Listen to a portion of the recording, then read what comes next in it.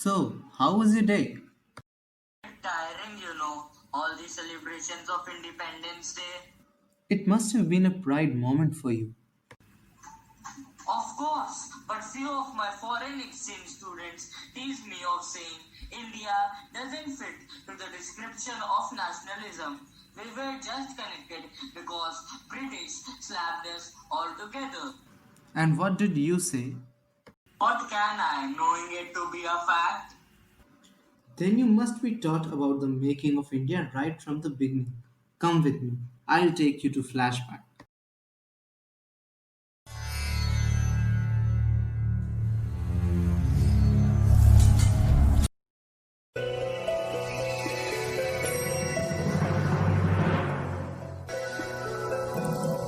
महर्षि भरद्वाज को भरत का प्रणाम। कल्याण वस्तु चक्रवर्ती सम्राट भरत पधारिए। कहिए किस उद्देश्य से सम्राट का आगमन हुआ। महर्षि आपसे कुछ महत्वपूर्ण चर्चा करनी है। सम्राट बताइए। ऋषिवर, समय के साथ मैं वृद्ध हो चला हूँ और अब मेरा वानप्रस्थ जीवन में प्रवेश करना ही धर्म संगत है, किंतु मेरी समस्या मेरे उत्तराधिकारी को लेकर है। इस संपूर्ण भारतवर्ष को मैंने अपना जीवन अपने रक्त से सींचा है। मेरी प्रजा मेरा परिवार है, अंततः उनका भविष्य योग्य व्यक्ति को सौंपना मेरा दायित्व है। किंतु इसमें दुविधा कैसी राजन? आप तो बहुपुत्रकर हैं और आपके सभी पुत्र वीर भी हैं। आप आसानी से उत्तराधिकारी का चयन कर सकते हैं। परंपरा के अनुसार भी राजा का ज्येष्ठ या योग्यतम पुत्र ही उत्तराधिकारी होता है। महर्षि, मेरी प्रजा मेरी संतान के समान है, अंततः मैं उनमें से श्रेष्ठतम और योग्यतम को ही उत्तराधिकारी नियुक्त करना चाहता हूँ। मैं अपने पुत्रों और प्रजा को समदर्शी भाव से देखता हूँ। इसमें मैं महाराज की क्या मदद कर सकता हूँ, बताइए। महर्षि, इसमें आप ही मेरी सहायता कर सकते हैं। मैं आपके पुत्र अभिमन्यु को युवराज घोषित कर अपना उत्तराधिकारी बनाना चाहता हूँ। वह एक प्रजापालिक और लोकप्रिय राजा बनेगा, ऐसा मेरा विश्वास है।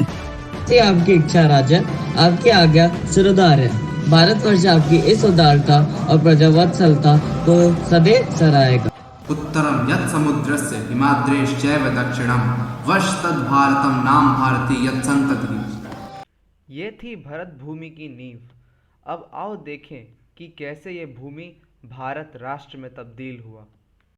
इतना रथपात होना आवश्यक था, क्या कोई और रास्ता नहीं? ना विदुर, युद्ध तभी होता है जब कोई और विकल्प नहीं बचता। हम दिन प्रतिदिन लोभ और स्वार्थ के वशीभूत होकर समाज और राष्ट्र के लिए लड़ाई करते रहते हैं। छोटे छोटे राज्य निहित स्वार्थवश लड़ रहे हैं। उनका शक्तिशाली होना राष्ट्र की एकता में बड़ी बाधा है।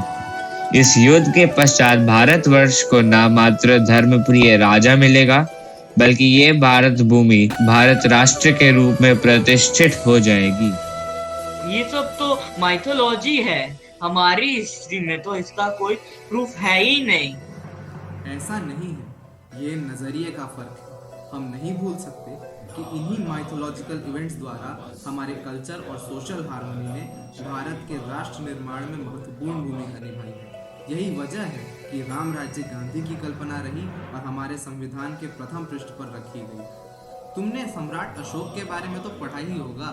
आओ जाने कि वो शैतान इन्वेडर्स की सेवा कैसे करते थे। सम्राट अशोक, मुझे क्षमा करें, कृपया मुझे मुक्त कर दे। मैं वचन देता हूँ कि पुनः आपके साम्राज्य की ओर देखूंगा। मुक्त तो कर दूंगा मैं तुम्हें, किंतु उससे पहले तुम्हें अपने राज्य का 1/3 भाग मेरे अधीन करना होगा। साथ ही किसी भी युद्ध काल में अपनी सेना को मगध साम्राज्य की ओर से युद्ध करने का आदेश देना होगा। हे प्रियदर्शी, मुझ पर दया करें। मैं अपनी प्रजा को क्या मुंह दिखाऊंगा। यह तुम्हें इस पुण्य भूमि को पद्दलित करने से पहले सोचना चाहिए था। तुमने हमारे राष्ट्रीय सद्भाव को हानि पहुंचाने का प्रयास किया है। इस पाप के दंड स्वरूप में मुझे तुम्हारा सिर काट लेना चाहिए था, किंतु हमारा संस्कार हमें ऐसा करने से रोकते हैं। तुम भाग्यशाली हो कि मैं तुम्हें स्वतंत्र राज्य का दान दे रहा हूँ, वो भी 2/3 भूमि के साथ। ऐसा इसलिए है ताकि तुम जीवन भर इसे एक सीख की तरह स्मरण करो और कभी भी इस विस्तृत और अखंड राष्ट्र की ओर कुदृष्टि से ना देखो। जाओ। अशोक और समुद्रगुप्त जैसे कई प्रतापी राजाओं ने इस भारतवर्ष को एक सूत्र में बांधे रखा। यहाँ तक कि कई मुस्लिम इन्वेडर्स जो धन लूटने आए थे वो भी इस धनी संस्कृति में घुल गए। इन्हीं में से एक थे मुगल, जिनके महान सम्राट थे सुल्तान अकबर। टोडरमल जी, ये मैं क्या सुन रहा हूँ? क्या हिंदुओं को तीर्थ यात्रा महसूल देना पड़ता है? हाँ जापना, ये सच है। तीर्थ यात्रा महसूल सभी हिंदू तीर्थ यात्री देते हैं, मैं भी देता हूँ। आपने इस बारे में मुझे पहले क्यों नहीं बताया? इस महसूल को रद्द करने का फरमान जारी किया जाए। परंतु जिले इलाही, यह हमारे राजकोष का आमद का मुख्य स्रोत है। राजकोष? आप हमें ये बताने की जहमत उठाएंगे कि ये शाही खजाना किसकी खातिर है? हम कोई हमलावर नहीं जो अपने खजाने को भरने के लिए हम अपनी आवाम का लहू पी ले। हिंदुस्तान हमारी अपनी सरजमी है और हमारी आवाम हमारे सर का ताज। हिंदू हो या मुसलमान, मेरी नजर में सारे बराबर है। मजहब हमारी आवाम के बीच विवाद नहीं हो सकता। यही हिंदुस्तान की असली तहजीब है और यही इस मुल्क की पहचान है। आगे से सभी मजहबी महसूल रद्द। इस हार्मनी और वन टू वन कोऑर्डिनेशन को न जाने किसकी नजर हो गई। सभी राजा दोबारा आपसी खून के प्यासे हो गए and conditions became worse when the British arrived. My fellow partners, you see these people are so foolish. In spite of so much cash, they are holding each other by the neck. We have wealth to collect and open. Start the conquest and everything will be ours soon.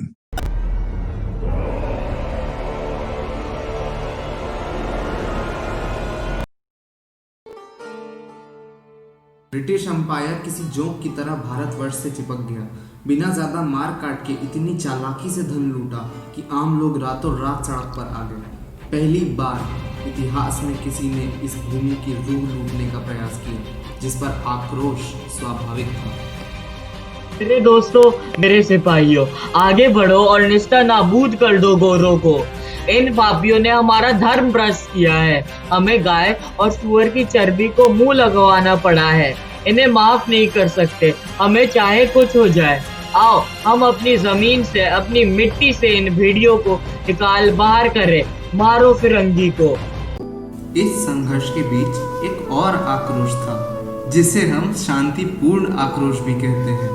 पर सच कहें तो इसी ने भारत की सौहार्दपूर्ण संस्कृति में जहर नहीं घुलने दिया। अब समय है कि अंग्रेजों को देश से निकाल दिया जाए, पर इसके लिए हथियारों की क्या आवश्यकता? अगर कुछ चाहिए तो वो है आपसी प्रेम और एकता।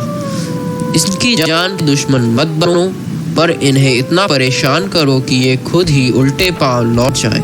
इसके लिए 2 मंत्र अपना लो, अहिंसा और असहयोग। बापू एवं अनेकों क्रांतिकारियों के प्रयासों से भारत दोबारा आज़ाद हो गया। स्वतंत्रता और आपसी भाईचारे के लिए प्रतिज्ञाएं ली गईं तथा वर्षों बाद खोई हुई मुस्कानें लौट आई। वाकई इतना महान इतिहास सुनकर सीना गर्व से चौड़ा हो गया। एक बात हमेशा याद रखें, हिस्ट्री केवल फैक्ट्स पर नहीं बल्कि फैक्ट्स और इवेंट्स के आपसी रिलेशन और उनके इंटरप्रिटेशंस पर निर्भर होती है।